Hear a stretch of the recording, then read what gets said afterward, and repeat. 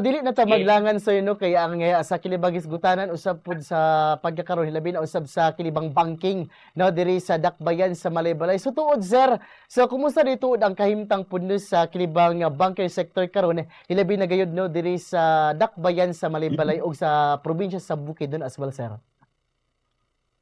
Yeah, as usual, the banking sector here is ano still no ga continue kita pag-provide sa mga essential financial services no para permanenteng buhi ang local economy diri sa atong syudad at the same time sa atong kuan ato ang province no. Right now na dugangan kita nahimo na from 26 banking offices nahimo na kitang 27 no, and as I hear that dunay tulong nga coming maybe this year or next year tulo na pud ka branch offices ko kini nagpailala mga buhi ang ekonomiya and more particularly the agriculture and the business sector diri sa Malaybalay City. Despite sa atong experience oil and economic crisis, we have proven resilient no tungod kay so far kaluyan kita sa kahitasan walay na sirado nga atong miyembro nga bangko diri sa Malaybalay City in as much as we are concerned. So far sir no kinibang mga bangko nga kinibang naa sa mga kadaiyang nga mga syudad hilabi na gayud no diri sa probinsya sa Bukidnon. So ang kanang tulo ka buok sir nga mga bangko nga moabutay diri sa Dakbayan sa Malaybalay so coming pala sila. Yeah, and from their counterparts no sa from our counterparts kay do naman sa Bankers Association po sa uban nga mga lungsod ug syudad and katong mga bangko nga wala pay branch office there sa Malaybalay doon na kay i-apply mo na sa Bangko Sentral and once the license or the permit to open a new branch will be granted by Bangko Sentral and mas mabibo na kita dinhi sa Malaybalay City. Aduna pud tay kinibang mga nangakuha pud sir bang nga kanang maton pa pud lagi nila kay makita usab pud no nga kinibang aduni dako gayong development ang usa ka syudad no kung hilabi usab kung daghan kaayo og kinibang bangko. So subli na to 27 ka buok bangko sir no diri sa or mahimo siya 27 ka bangko diri sa Dakbayan sa Malaybalay kung mokasulod datong tulo ka buok.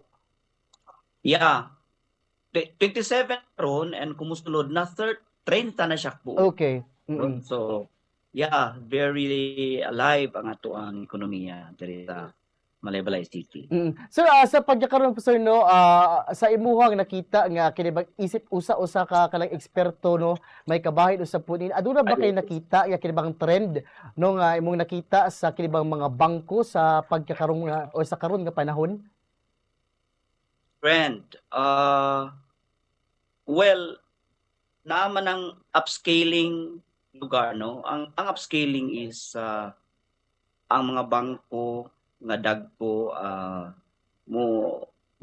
mas mudako no, then kato mga gagmay mag-join together mo nang dunay merging, dunay consolidation, acquisition, and of course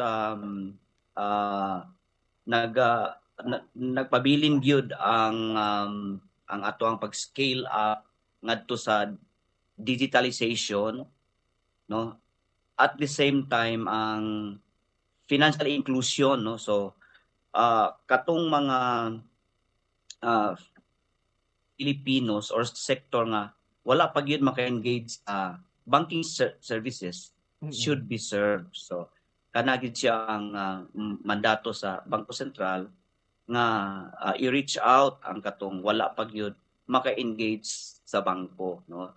Simplified naman karon ang mga serbisyo sa bangko dali lagi kaayo mag-engage Mm. madako man na magmay nga bangko. Mm. Sir, kanang usa na ituod ang kamanungdanon sir sa kinibang nga paggamit nato no sa kinibang nga bangko sa pagkakaroon kay ang sa una magud ang traditional kay magtigom lang so itipig lang diya sa kinibang unlan o sa kinibang cabinet magtigom og kinibang nga kwarta so sa pagkakaroon magud kay sagad na magud gagamit na magud og kinibang nga bangko so naa na didto ang mga savings usa dituod ang mga usually nga kinibang nga nindot nga gakuha katula sa usa ka individual sir kung mag-open kini sila no og kinibang nga bangko.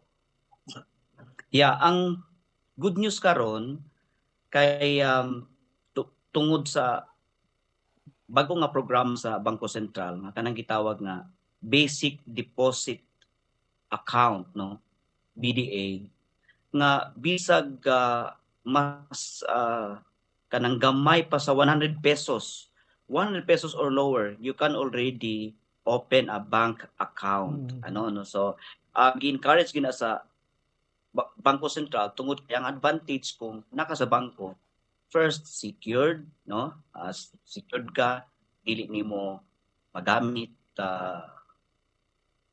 ditso lalo na sa kung katong gi-mention na kawaton or mawala, masunog ganon. And more so nga ang insurance coverage is from sa una 250,000 nahimong 500,000 and nahimo ng 1 million. So ang Philippine Deposit Insurance Corporation will cover your deposit up to 1 million pesos. Ganon. And at the same time, pinasaki na karon ang pag-open og account through the mangutan na lang ka kung asa ka nga bangko madto, do na mo'y BDA dinhi, Basic Deposit Account, and ditso ra isa ka valid ID and form isa ra ka form dali ra kayo, and even dunay member bank nato nga 5 pesos maka-open ka na, 20 pesos do na mga ni zero ano no, the to encourage is because sa karon 5 out of 10 Filipinos pa ang dunay bank account. So i-encourage na siya mga mga anak, mga apo, basta each Filipino should have a bank account, and dito niya praktisan ang disiplina sa pagtigom, no? Sa panahon nga doon na siya sobra, dili niya iwaldas-waldas, no, kay sayon ra ba karon ang order sa mga online so digital ka, iditso sa imuhang bank account, and through the digitalization roadmap, no, dali raman siya, pwede man nimo sa imong e-wallet to transfer your account to your bank account. Ganon. So advantage gina siya. Then later on, pwede ka build og bank record, and if you have a farming or you have a business, eligible ka na para mo appeal para sa imong negosyo or sa imong farming or whatever personal consumption, para sa di ba, para makatabang kanimo and for your business or farming grow. So Sir, sa kini bang mga panggamit bitaw karon sir kini bitaw mga online banking kay hilabi na usab sa pagkaron kay adu naman to gipagawas nga sa pagkakaroon kay sa una kung mag-transfer ka og kini bang kwarta from one bank to another kay aduna siya kini bang bayad nga kini bang service fee sa pagkakaroon magud sir kay not to mention na lang pundo sa kini bang bangko kay aduna tay bank transfer na to siya sa kilim Pikas no kay wala naman siya kini bang service nga kini bang gipangayo so unsa ka dakong importante kini siya sir sa kini bang mga naa karon puno ang kini mga gapantipig o kini bang kwarta ang kini bang wala nay ginagastuhan nga kini mga service fee sir. Yeah, do na, yes, ay mga cases nga zero service fee, lalo na kung on-us transaction. So kung on-us, meaning CR, branch, lugar, the same bank, itransact niyo mo dito, so walang charge yan. No? Or yung, halimbawa, PesoNet or InstaPay, ng channeling sa funds, ang uban 10 pesos, 15 pesos, kanon, doon na po yung zero. Depende yan sa bank and depende po na sa fintech kanang financial technology provider, doon na po siya charge. But the essence is i-treat na lang nato na siya nga convenience fee, no? What is 15 pesos nga maglinya ra ka kung ikaw maglinya ka dito sa branch office or mo gasolina pa ka mo ano ko pa, so kana by seconds and real time makatransact ka na sa transaction nimo, so it's worth it pa rin, no, kung dunay minimal charge sa hassle free, no, di ba? Kay mao man pud na Yan. siya sir no, kay sa una kay dili man pud sa gid siya inana ka kanang mahal gid kay sa ato nabantay naa ka siya sa 15 ngadto la sa 18 man gani ang pinakamahal ni ana kung magabang transfer ta. So going back sa no sa It's worth it hisgutanan, naman. sa hisgutanan kini bitong banking bitaw sir, kay sa kasamtangan nga kahimtang karon sa ekonomiya, unsa ang mga pinakadako no nga hagit kay atubang sa mga bangko ingon usab pud no og mga customer nga nahinglan sa pagkakaroon og mga financial services? Yeah, presently pagbutos sa oil, yung national oil national emergency, no, and leading through economic crisis, na apektuhan ang deposits generation sa mga bangko, and more so yung repayment, no, so ni kunhud yun ang atong collection sa mga bangko since the crisis man, no.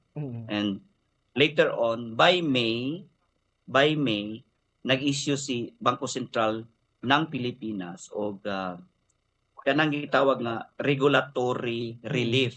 So kana good news na siya para sa dunay mga hulam, dunay mga loan sa bangko. It's because of that regulation nga i-apply na siya.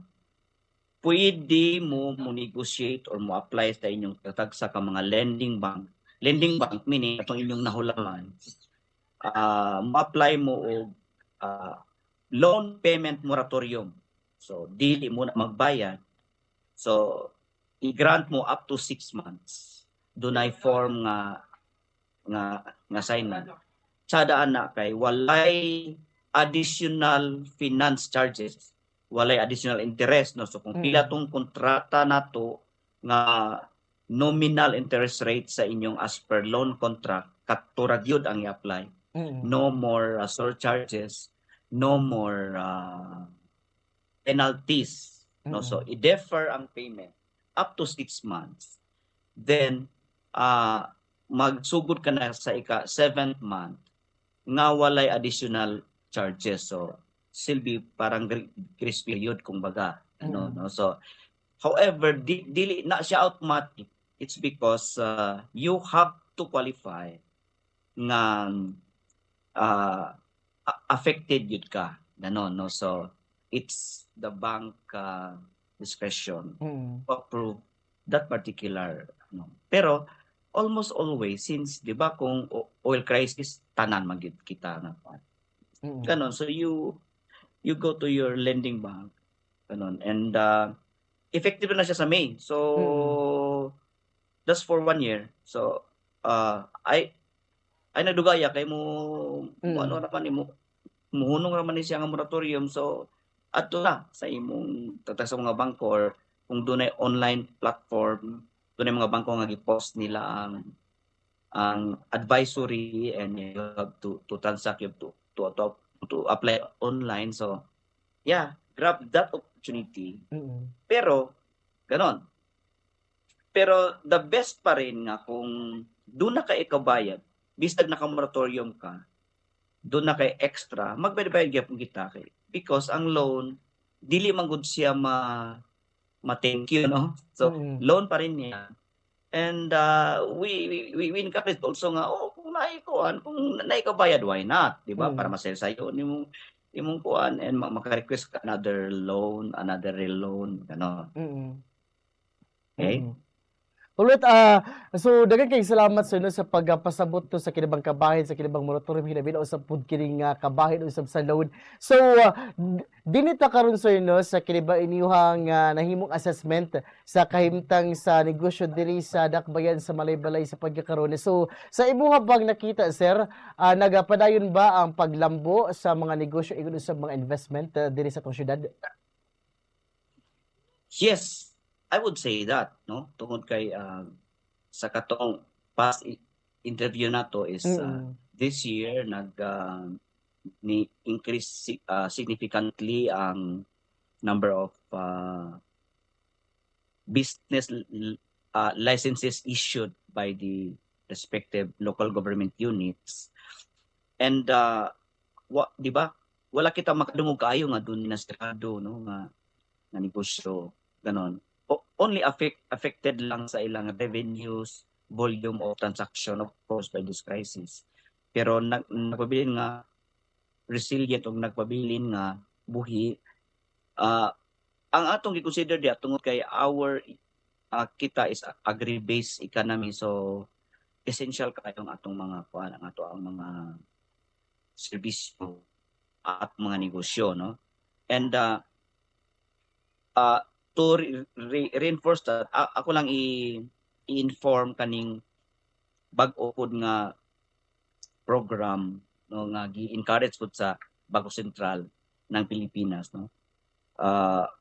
Kanang gitawag nga green financing or green loan, ganon. So na siya usa ka klase sa loan nga ang purpose is well, kung nagnegosyo ka or farming ka para sa ecological o environmentally friendly nga loan, no? Example, maghimo kag solar powered nga greenhouse para sa imong farm. Ano, no? That's one. Or ang imuhang facility, ang manufacturing house nimo or ang imuhang grocery store is solar powered na nimo para makatabang sa kinayahan ganon. So that belongs to green loans, and nag-open na ang mga bangko ni ana, and priority na siyang services nato, lalo na sa farming communities nato, no? O like lugar katong kung iyang farm is iyang butnog katubitang mga agroforestry nga mga kuan. Example, gulayan siya, then iyang i-hedge rows say mga bamboo o mga bamboo or kanang mga fruit trees nga makatabang pagbabalik sa kuan sa di ba kanang nga guba nga mga water tables, no, tungod sa baka, tungod sa soil erosion ganon. So kana mo-fall na siya sa green loans nga to help reconstruct our ecology, at the same time makatabang pud og livelihood and business support para sa mga tao ganon, no? So that's one. That's our primary goal karon nga mo engage sila sa anang green financing or Sir, pero green ang loans. kining green loan sir kay applicable lang kini siya ngadto na sa kinibang mga kagsiuna nato nga mga mag-uuma? Not necessarily. Kay example, hardware ka, dayon ang imuhang tindahan is solar powered nimo. So that's one, no? Bisag non-agricultural base, basta mo fall dito sa kategory sa green loans, no? Like mga flood control nimo sa imong business ganon, no? So daghang nga mga kategory sa sa green loans, not necessarily agricultural base. So kining green loan sa pagkakaroon sir kay aduna gid kini siya dako kayo pud no siya nga kinibang potensyal aron kini sa pagtabang sa inyo sa kinibang mga mag-uma no dinhi sa lalawigan sa Bukidnon. So by the way sir no isgutan pud nato to gamay kadto bitong sa agri fishery rural development program no kay aduna pud ba mga special program sir ang gobyerno alang no sa AFRD o kinibang mga agri fishery rural development. Yes, in fact na ay balaod ana no kanang agri-fishery Mm. and rural development AFRD Financing Act. So gimandato sa balaod nga ang tanang mga bangko one-fourth no one-fourth sa ilang loan exposure dapat dito siya i-fall sa agri and fishery sector no. So one-fourth na sa iyang kuan. So mandated gid siya nga mopahulam ana nga mga sektor since ang balaod is nag-recognize nga ang agriculture is a vital sector sa ato ang nasod. So naabay limit sir Right. ang ilang pwede mahulam niini? Yan, that depends on the window code no sa tagtag sa mga bangko. And ang nakatsada na kay ang the government no through the Department of Agriculture and ilang gipa-implementar sa ilang implementing agency nga gitawag og Agricultural Credit Policy Council no. Kana credit na siya nga program. So gibutangan dito og fund no para ipahulap sa mga farmers pinaagi sa partner lending conduit nga mga bangko o cooperatives or microfinance institution. So kana that's one line of financing maabil nila. So pwede sila dito 10,000, 8,000 up to 300,000 kato nga window. Pero doon po yung mga bangko nga they use their own capital, their own funds nga private sources. So mo-fall gyapon isa sa AFRD gyapon. Ganon. So which is which no. So katong mga bangko nga dili siya partner sa ACPC, you could still apply a financing related sa agriculture no. Now ang agriculture ang AFRD financing is lapad kay na siya nga coverage no. Bisan og wala kay farm then pwede gyapon ka mag-loan o sa AFRD if your business is within the value chain sa agriculture. Example, doon na kay tracking services. Wala kay pharma, tracking services nga nag-serve sa agricultural products na maoy mag-tracking dito. You would qualify sa AFRD. Ano, no? Now, kung example, may software ka na kay software nga para sa mga farmers no nga i-digitalize nilang ilang farm, example greenhouse dayon software operated mo naman karon no software operated nga automatic ra i-program nimo sa app nimo nga lugar sample do na kay gi-store na dito nga tubig nga nay gi-mix na nimo nga mga abono mga nutrients ina and i-operate nimo nga kana muagas aning oras sa kadtong provider ato kung nag-need siya kapital bisag di siya farmer would fall sa AFRD. Tungod kay gas-serve man siya sa sector sa agriculture sector ganon.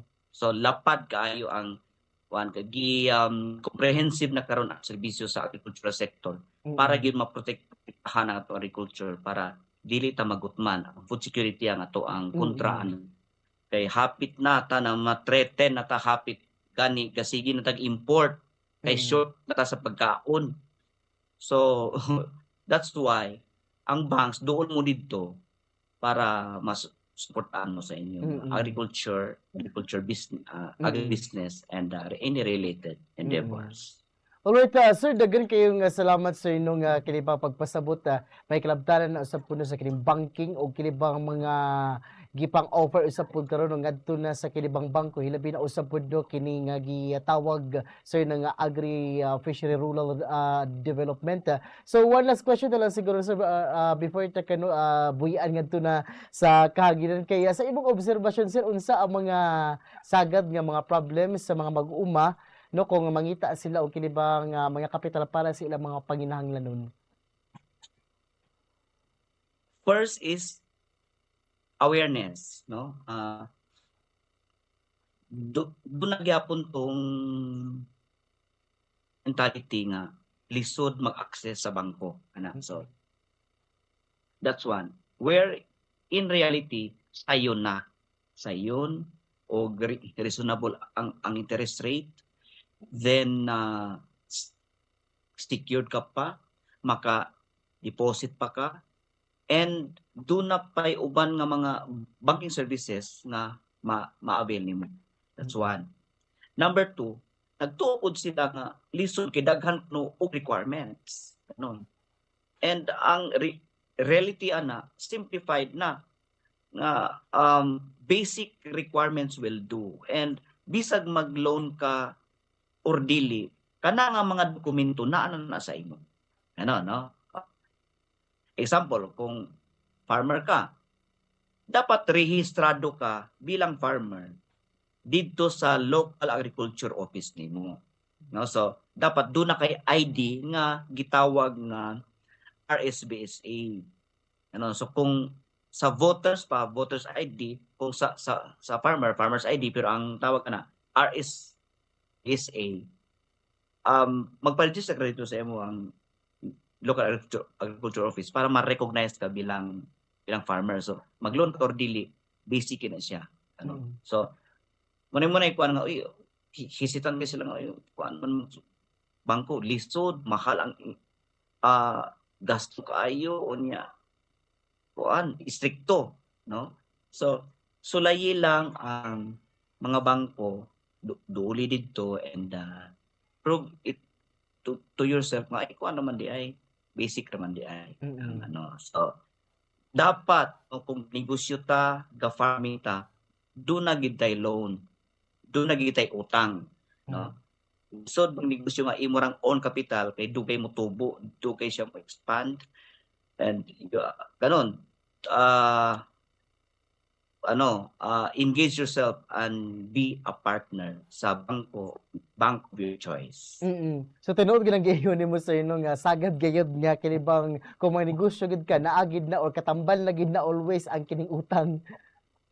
Yes, dapat yun kay ang tawag niyan fund leveraging. Okay. No? So kung example 100,000 imong puhunan, unsaon nimo na nga mahimong 1 million, adi mag-loan ka og 900,000. Ganon, di ba? So then ang challenge niyan is okay ba imong negosyo, no? Na-analyze ba nimo kung maayo, do na ba market, kabalo ba ka mo dala, potential ba ang imong negosyo, and kabalo pa ka, disiplinado pa ka mo dala kwarta nimo. Ay basta ito gamay nga ginansya, wanda sa nimo di nakaw na imong kapital. So pag loan nimo bangko napasdyo ka, awa na, problema na, ganon, di ba? So be disciplined, so that's why doon na nakaroon ng mga bangko credit scoring. So graduhan ka na, muna ka nasa eskwelahan nga, grade ka na diha, then makita na po yung pangalan dito sa portal. Sa system nila. No? Sa system na, without you knowing, doon na may shared portal ang mga bangko, so ma-encode ka dito, doon na past due rate, past due dito, although, doon na pa yung mga bangko nga, bisag na kay negative record, you will be accommodated with certain terms and conditions. Ganon. Alright. Ayaw i-sarado iyong kuan doon sa inyong mga bangko. Alright, sir, daghan kayong salamat sir, no? Daghan kitang mga nangatun-an sa pagkakaroon gikan gayud sa banking padulong na gid sa kini bang mga programa pud no, hilabi na usab pud sa mga farmers o sa mga dili usab pud farmers no. So daghan kayo tag mga natun-an karon nga gabi una. So daghan kayong salamat sir. Basta nga aduna ko'y mga or kanang aduna pa impormasyon nga i-share nimo sir nga wala nato na pangutana. So go ahead sir, lakip na pud sa imong mensahe sir. Yeah, na-share na to tanan and ang ako lang i-encourage no na open ang putahan sa banking communities nato.